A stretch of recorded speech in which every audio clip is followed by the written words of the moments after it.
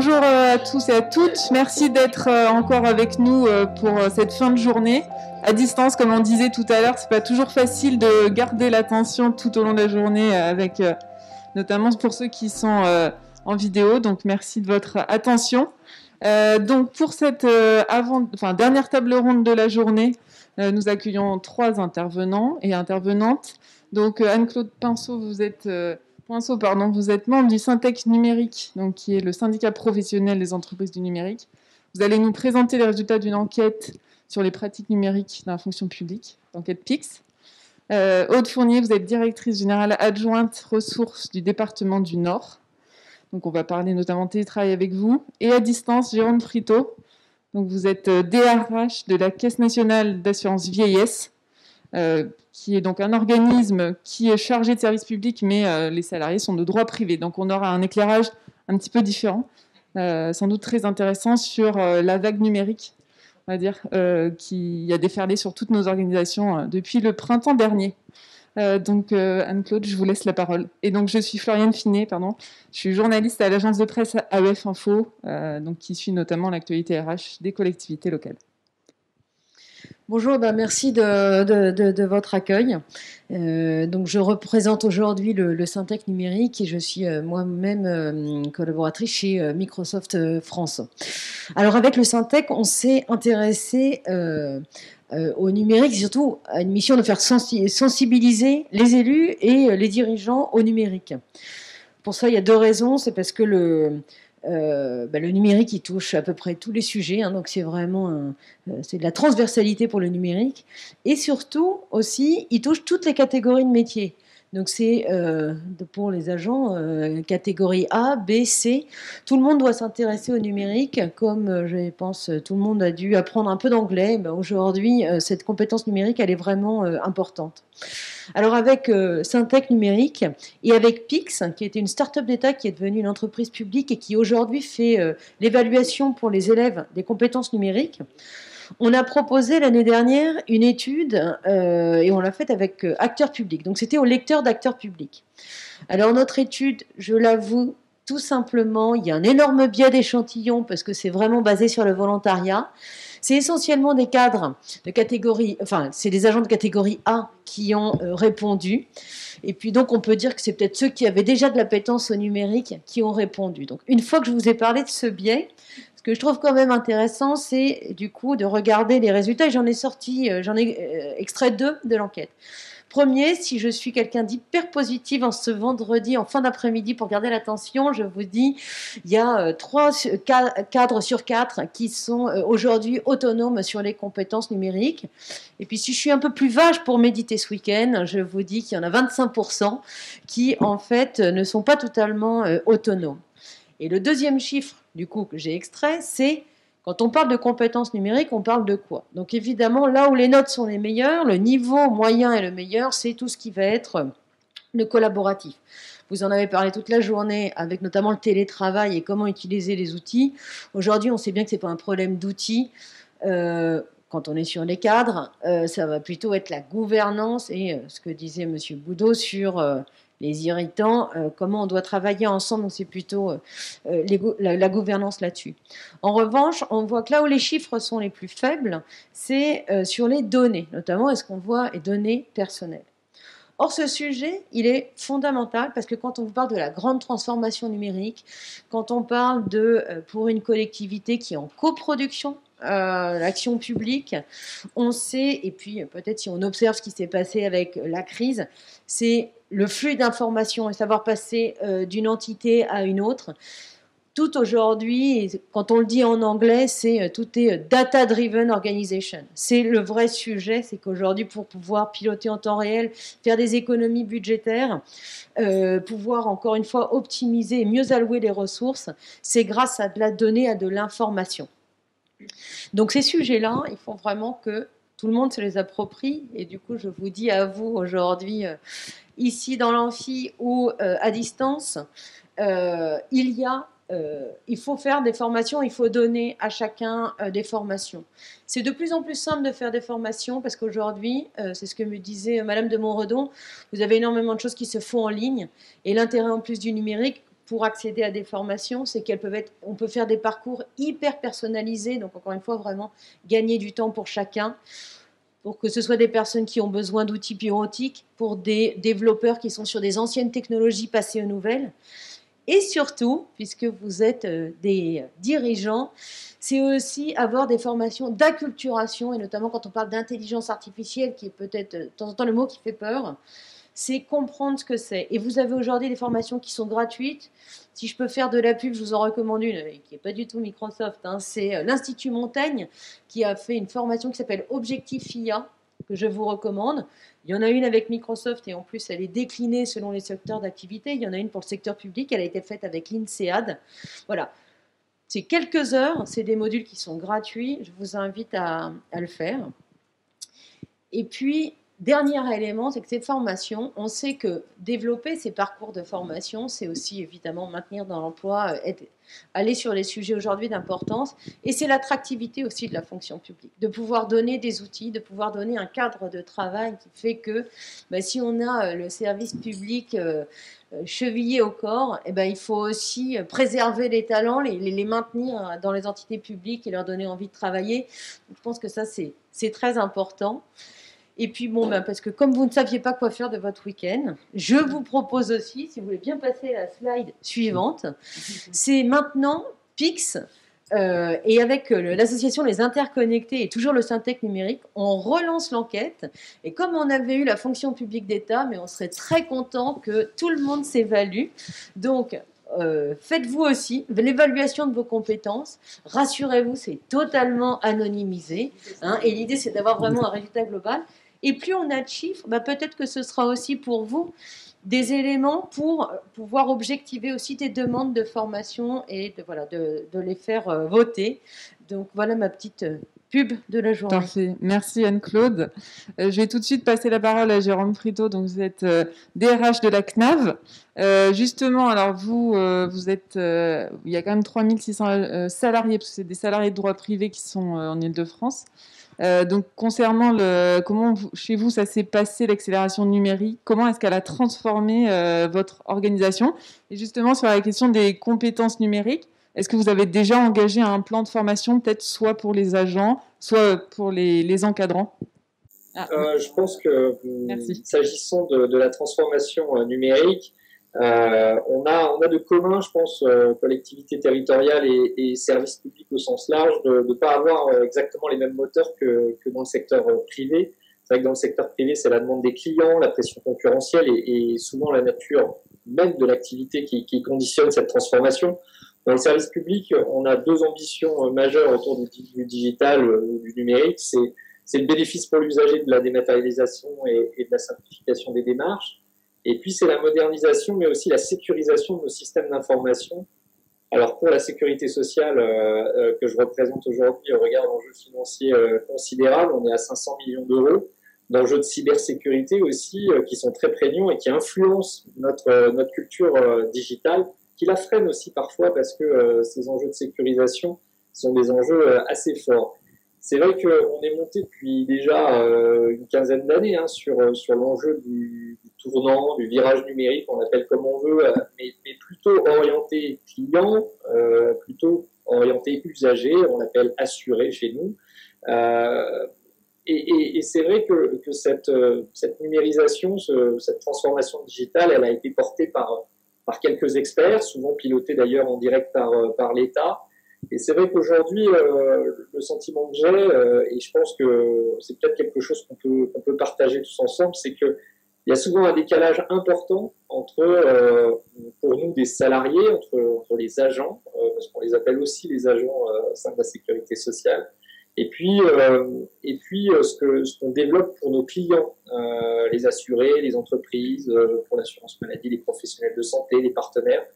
Et c'est vrai que on voit bien qu'aujourd'hui, il y a un décalage qui se produit entre les services publics numériques qui sont très fortement portés et qui ont très, très fortement progressé au fil des années, et puis le collaborateur. Et c'est vrai que le collaborateur, on se dit aujourd'hui que c'est le sujet et c'est le levier de la transformation digitale pour éviter cet écueil entre le client, l'assuré, l'usager surdigitalisé dont nous encourageons le développement à travers les simplifications, à travers la dématérialisation, qui s'opposerait à des collaborateurs qui, eux, sont faiblement connectés, qui ne peuvent pas lire une vidéo sur YouTube de leur poste de travail, qui ne peuvent pas envoyer un fichier via Dropbox, qui ne peuvent pas utiliser un outil ergonomique. Donc c'est vrai que c'est sur ce constat-là qu'on s'est engagé progressivement sur un travail d'acculturation, parce que pour moi, le sujet de la transformation digitale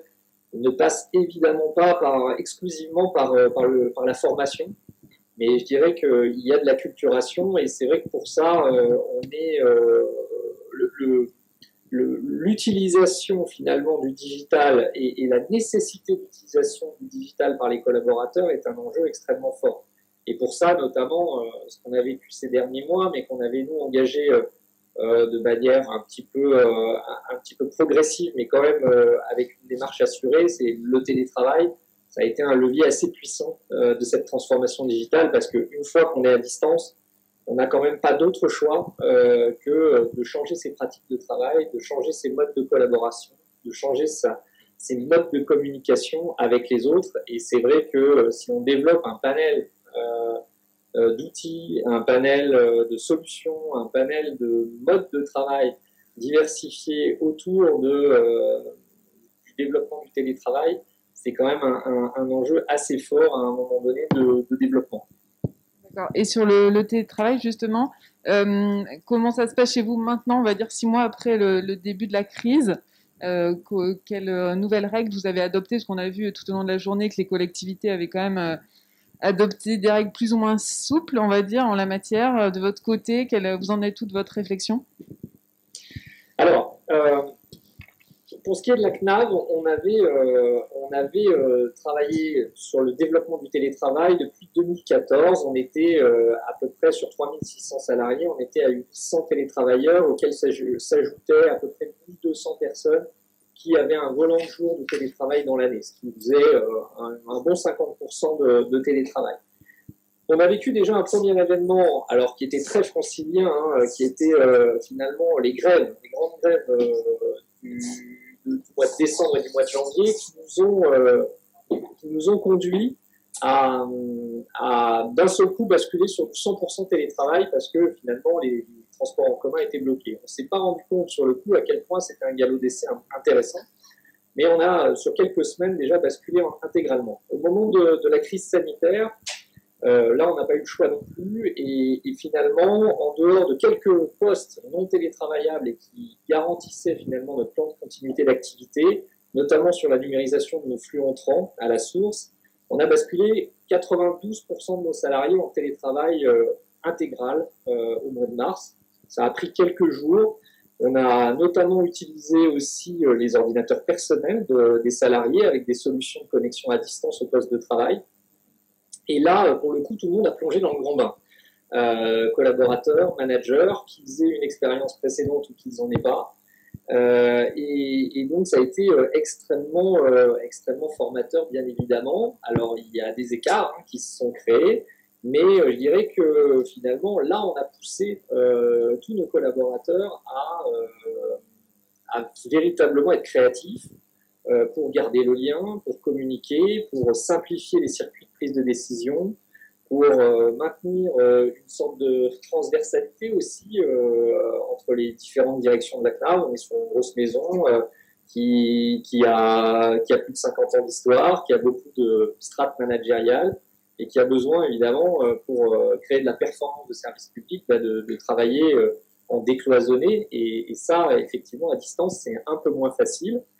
Donc évidemment, la DRH a fortement contribué à cet accompagnement, que ce soit sur le volet communication, en travaillant sur des chats réguliers, des webinaires thématiques qui permettaient de garder le contact avec les collaborateurs. On allait jusqu'à 2000 collaborateurs, pas loin de 2000 collaborateurs connectés pour recevoir finalement les consignes sur le déconfinement quand ça a été le moment, sur beaucoup d'accompagnement des managers sur la gestion des situations difficiles, sur le management du déconfinement, sur les situations sensibles. On a produit, grâce à notre réseau social interne, aussi des chroniques finalement quotidiennes qui nous permettaient de garder le contact avec les managers, de produire du contenu, de les accompagner, je dirais, dans la gestion quotidienne, etc. Oui, excusez-moi, pardonnez-moi de vous interrompre. Ne fonctionne que si on a cette maturité de départ, si on a cette possibilité aussi d'avoir des managers qui sont prêts à basculer dans une agilité plus forte. Oui, je voulais vous demander quels enseignements donc vous en avez tiré. En gros, on est le 2 octobre maintenant. Comment ça se passe chez vous? Est-ce que tout le monde a continué dans le télétravail vu que vous étiez déjà engagé là-dedans, ou vous vous êtes dit que quand même, oui, il y avait quand même des limites et vous étiez un peu revenu sur ce mode de fonctionnement?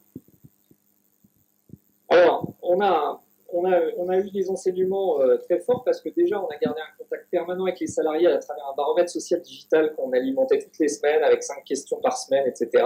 On a, dès le déconfinement, lancé une démarche qu'on a appelée CNAV d'après, où on a réinterrogé tous les salariés sur leur ressenti, sur un retour d'expérience à très grosse échelle. Et tous nous ont dit que le télétravail temps complet, déjà, ils le rejetaient assez fermement. Donc, pour le coup, on a eu à cœur de créer du retour sur site progressif, du retour sur site responsable aussi au regard de l'évolution de la situation sanitaire. On est passé à 1 jour, puis à 2 jours par semaine. On est resté à 2 jours parce que finalement, la situation ne s'est pas améliorée aussi vite qu'on aurait souhaité. Donc aujourd'hui, on est à 2 jours de télétravail, de travail sur site obligatoire depuis finalement le mois de juillet. On est resté là-dessus. On va peut-être même, si lundi prochain nous avons de nouvelles annonces gouvernementales, on va peut-être même reculer un petit peu. Il y a évidemment des collaborateurs qui restent en travail sur site à temps complet. Mais on est en train de tirer les conséquences, on va dire, de cette gestion pour essayer de voir plus loin que cette gestion de crise et essayer de capitaliser sur notre expérience. Donc maintenant, j'ai lancé une négociation avec les partenaires sociaux à l'appui finalement de notre démarche qui n'a d'après et de l'ensemble des règles qu'on a pu faire avec les managers, avec les collaborateurs. Et on est en train d'imaginer ce qui pourrait être un mode de travail hybride demain, dans de bonnes conditions et hors situation de crise sanitaire. D'accord, très bien, merci beaucoup. Je vais donner la parole à Aude Fournier, donc vous êtes DGA Ressources du département du Nord. Donc vous, la situation est un peu différente, vous avez peut-être un peu moins de cadres qu'à la CNAV. Comment ça s'est passé, comment là vous envisagez, on va dire, le télétravail maintenant? Et vous, la transformation numérique, vous êtes vraiment dedans ou il y a des points sur lesquels vous êtes quand même revenu en arrière? Alors, ça fait plusieurs questions en une, merci. Donc, voilà, je pense que la principale différence, on a beaucoup de points évidemment où on se rejoint, c'est que nous, on avait quand même toute une partie de nos agents qui, même pendant le confinement, sont restés partiellement sur site pour assurer un accueil de l'usager. Voilà. Donc, y compris sur les territoires, donc avec la nécessité d'organiser des roulements, donc finalement des statuts un peu hybrides, soit présentiel télétravail, soit même ASA présentiel télétravail, et des compositions en fait managériales qui étaient assez complexes, mais dont l'objectif était de garder une porte ouverte pour les usagers dans le cadre du plan de continuité d'activité. Ça, c'est pour les 4000 agents sur 8000 quand même qui sont dans les unités, qui travaillent dans le social. Pour les fonctions effectivement plutôt support, là clairement un engouement très très fort pour le télétravail, y compris d'ailleurs pour le télétravail presque full remote. Je pense notamment à la direction des finances, système d'information, ils ont très bien fonctionné à distance, donc ils étaient prêts à continuer. Globalement, sinon, vraiment plutôt. Je rejoins notre collègue de la CNAV. Aujourd'hui, le plébiscite à 80%, c'est 1 jour de télétravail, maximum 2. Parce que vraiment, ce qui a manqué, c'est la dimension du collectif, de voir les collègues, de voir les usagers, etc. Et au bout de quelques semaines de visio, d'éloignement, même s'il y avait des avantages aussi au télétravail, même en mode forcé, là, il faut quand même le préciser. Typiquement, beaucoup d'agents, parce que le département c'est très très large, donc font 1 heure de transport minimum par jour, donc il y a quand même un gain de temps assez important. On a fait une enquête globale sur le télétravail avant la crise et après la crise, qui montre globalement les équilibres restent les mêmes. qu'on a quand même gagné des nouveaux télétravailleurs dont certains n'auraient jamais imaginé télétravailler avant. Donc ça a quand même été un peu l'épreuve du feu pour tout le monde. Et 30% ont dit, bah voilà, nous on n'aurait jamais imaginé, mais finalement, maintenant qu'on l'a testé, on veut bien, on veut le faire, on veut le continuer, mais à certaines conditions. Et donc les conditions, c'est quand même ça, c'est d'avoir, je dirais, des taux de présentiel qui soient quand même supérieurs au temps de distanciel, pardon, et d'avoir du coup aussi une animation de ces collectifs dans le temps hybride, parce que demain, si on imagine que, on va dire 60% des agents seraient sur 1 jour ou 2 jours de télétravail, il va falloir que les managers puissent complètement réorganiser le pilotage des activités pour justement prendre en compte le fait qu'une partie de leurs équipes, même pendant les réunions de service, sont en visio, une partie étant dans une salle de réunion, etc. Donc il y a quand même des gros enjeux de management, dont on a parlé tout au long de cette journée. Il y a des enjeux d'équipement aussi, très basiquement, hein, parce que nous on a quand même 600 sites départementaux. Donc ça veut dire que voilà, il y a une vraie demande aussi pour pousser pour avoir des kits de visio dans des salles de réunion, même si aujourd'hui on est à maximum 10 personnes par salle de réunion à cause effectivement du contexte sanitaire. Donc on a parlé de l'équipement en PC portable, donc nous on avait déjà commencé à le faire et en téléphone aussi d'ailleurs, au titre du nomadisme, notamment dans les équipes de travail social. Pour autant, il y avait aussi beaucoup de freins là qui ont été forcément levés, et je dirais même voilà, on a multiplié par 8 le nombre de personnes qui étaient en télétravail finalement en 2 mois, et on a multiplié par presque 2 le nombre de titulaires d'un ordi portable. Voilà. Donc on voit bien qu'on a débloqué des budgets, on a mis en place une logistique presque guerrière, pour reprendre les mots, voilà, et on a fait un bond en avant de presque 2 ans dans la transition numérique du département, à minima en termes d'équipement. Une fois qu'on a dit ça, il faut aussi réaliser, et là je mets un petit bémol par rapport à ce que disait Claude tout à l'heure, c'est que nous, dans le département, on a quand même 40% des agents qui nous ont dit qu'ils avaient des difficultés de connexion personnelle. C'est-à-dire que, voilà, habitant dans un endroit assez reculé, ils ont certains des box personnelles qui ne sont pas extrêmement performantes, et donc ça a pu créer quand même un peu de l'arsène dans le système. Également, au titre du plan de continuité d'activité, quand on a équipé, on n'a pas pu équiper tout le monde en même temps. Donc on a hiérarchisé, on a priorisé, et donc pendant 3 semaines, comme l'a dit le collègue, il y a des agents qui ont dû utiliser leur ordinateur personnel et leur téléphone personnel quand même pendant tout le confinement à des usages professionnels. Donc ça, il y a aussi une problématique derrière d'équité, même s'ils l'ont compris, puisqu'évidemment, il fallait qu'on priorise et qu'on hiérarchise et qu'on était globalement dans l'urgence. La chance qu'on a eue, c'est de pouvoir embarquer pour autant tous nos utilisateurs dans un outil de visio et d'audioconférence, donc qu'on n'avait pas avant le confinement. Alors, on l'expérimentait un petit peu de façon très confidentielle, donc en l'occurrence, c'est Teams, et donc là, on a vraiment pu le déployer à grande échelle, et donc on a profité de ça, et c'est vrai que ça a été quand même extrêmement facilitant, même si là aussi, les compétences numériques de nos agents, un peu la techno-agilité, y compris de nos cadres, a pu être soit un accélérateur, un facilitateur, ou à un moment donné, ça a pu être aussi un frein dans certains collectifs, si tant est qu'il n'y avait pas quelques personnes ressources qui maîtrisaient quand même cet outil, et au-delà de l'outil, qui n'avaient pas l'usage finalement du numérique. Oui, on l'oublie souvent. Voilà. Donc ça, c'est vrai que, entre guillemets, cette fracture numérique, ou fracture technologique dont certains parlent, elle existe quand même. Elle est territoriale, on l'a dit, parce que le télétravail aujourd'hui, ça repose sur une connexion personnelle, même s'il y a une problématique aujourd'hui, justement, est-ce qu'on indemnise ou pas le télétravail, etc. Il n'empêche que nous, dans notre charte de télétravail expérimental, c'était bien, vous devez avoir une box personnelle. Donc de fait, ceux qui n'en avaient pas, on était en tout cas temporairement exclus. Très bien. Merci Aude. Justement, pour prendre un peu de hauteur en cette fin de journée, je voulais vous poser une question à tous les deux, un peu plus générale. Donc on voit que vos organisations sont vraiment engagées dans la révolution numérique, peut-être à des vitesses plus ou moins grandes, on va dire. Mais est-ce que vous avez engagé des réflexions sur le modèle de société qui est porté derrière, on va dire, à la fois vis-à-vis des usagers, c'est-à-dire la dématérialisation de plus en plus de démarches, et à la fois vis-à-vis des agents, avec l'éloignement physique, l'absence, comme on en a beaucoup parlé, mais la réduction des collectifs de travail, des interactions qui deviennent, qui sont de moins en moins physiques. Est-ce que pour vous, ça peut être une problématique où, en gros, de toute façon, vous êtes la tête dans le guidon et vous n'avez pas le temps de réfléchir à ces questions-là? Peut-être, Jérôme, on vous donne la parole. Alors, vous m'entendez là? Très bien.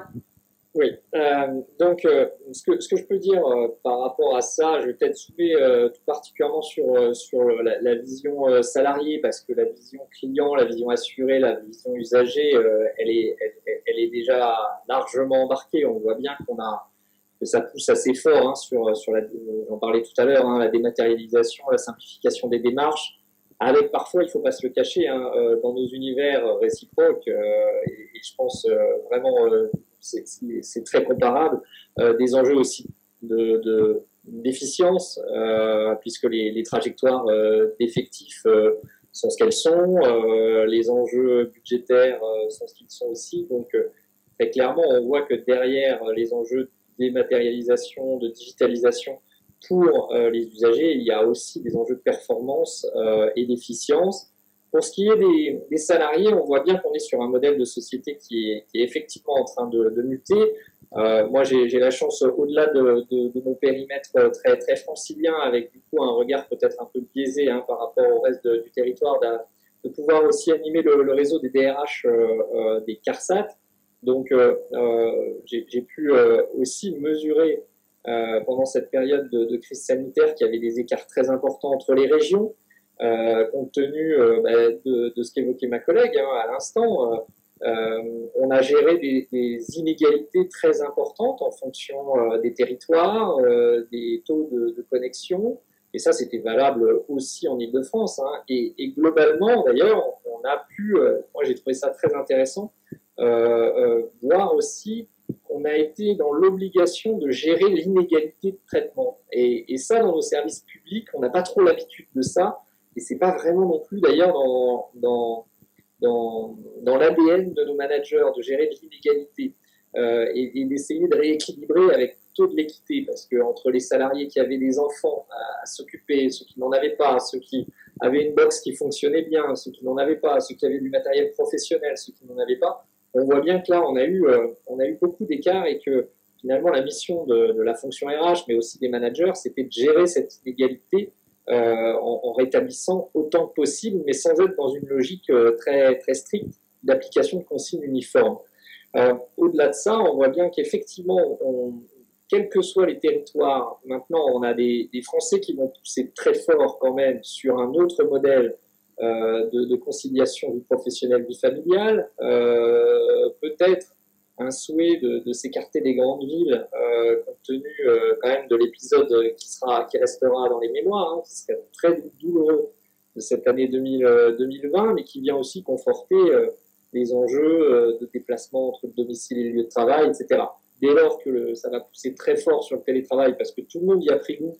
Moi, j'ai l'exemple de salariés à Clermont-Ferrand qui ne télétravaillaient presque pas, parce qu'ils habitaient pas loin, parce qu'ils n'avaient pas beaucoup de temps de trajet. Et là, pour le coup, ils ont tous été finalement en télétravail, et on voit bien que ils s'y sont habitués, ils n'ont pas forcément envie de reculer au point de dire maintenant c'est 5 jours par semaine sur site. Donc le modèle de société, il va être vers beaucoup plus d'hybridation, peut-être du coup des éloignements géographiques par rapport au lieu de travail et pourquoi pas de la double résidence.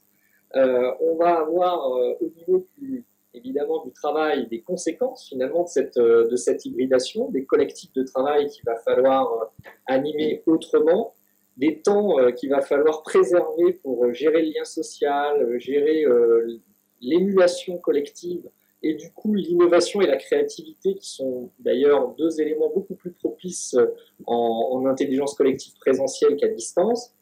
Et puis du coup, pour les managers, de très grosses conséquences, à mon sens, sur ce qu'on va demander aux salariés en travail sur site et ce qu'on va leur demander en travail à distance. Parce qu'aujourd'hui, avec notre expérience du télétravail, on n'avait pas beaucoup réfléchi à ces thématiques-là. Finalement, le télétravail offrait la perspective de faire la même chose sur site et à distance. Aujourd'hui, moi, je rencontre des problématiques de salariés, particulièrement dans la crise sanitaire, qui disent « Pourquoi vous nous faites revenir sur site si c'est pour nous faire la même chose que confortablement installés chez nous ?» La question se pose, donc il va falloir qu'on s'interroge collectivement, les uns les autres, avec les managers, en fonction des métiers, etc., sur ces questions et ces distinctions entre travail sur site et travail à distance. Et je pense que bien évidemment, ces notions-là et toute la digitalisation qui est embarquée, parce que nous, on avait lancé Office 365 à la CNAV depuis maintenant plusieurs années, beaucoup n'y voyaient pas réellement l'intérêt de se connecter via Teams, de faire du collaboratif, de partager des documents. Là, ils l'ont vu. Mais maintenant, il va falloir aller, bien sûr, au-delà.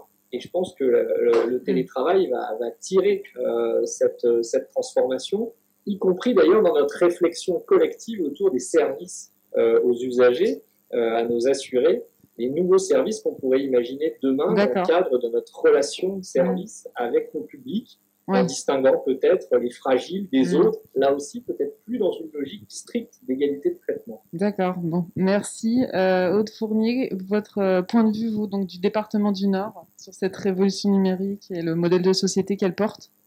Alors, je dirais que rapidement, de toute façon, la société numérique, elle est en marche. On l'a dit, le citoyen, usager, client, voilà, il voit de la digitalisation un petit peu à tous les étages. Donc, bien évidemment, le service public, il se transforme aussi pour suivre ce mouvement de société.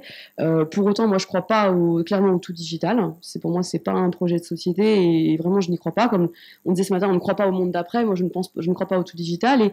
Et quand même, on digitalise, c'est toujours à bon escient, dans la mesure où il y a plusieurs objectifs. Et pour moi, un des objectifs qui est vraiment au cœur de tout ça, c'est aussi d'améliorer la qualité de vie au travail des agents publics, finalement, qui sont toute la journée face à leur ordinateur, face au logiciel métier, à effectivement entrer de la donnée dans des logiciels, etc. Donnée qui est absolument indispensable pour le pilotage de l'activité, pour l'évaluation des politiques publiques. Et il y aurait, on pourrait faire un colloque entier, effectivement, sur la question de la qualité de la donnée et de son importance. Mais voilà, il est vrai que quand on met en place aujourd'hui ce qu'on appelle des RPA, donc des robots qui automatisent un certain nombre de tâches, voilà, on essaye vraiment de le faire aussi en lien avec une expérience utilisateur affirmée, pour que vraiment ça allège finalement les tâches un peu répétitives, non porteuses de valeur ajoutée, au bénéfice de nos agents, et ça déplace un peu le curseur, notamment en ressources humaines, mais aussi en action sociale, sur ce qu'on appelle les soft skills, donc les compétences relationnelles et la posture de conseil qui est finalement extrêmement attendue, je dirais, des services publics et notamment d'un département. Parce que, je le rappelle, le département, aujourd'hui, dans de nombreux territoires, c'est la dernière porte physique que l'usager peut trouver.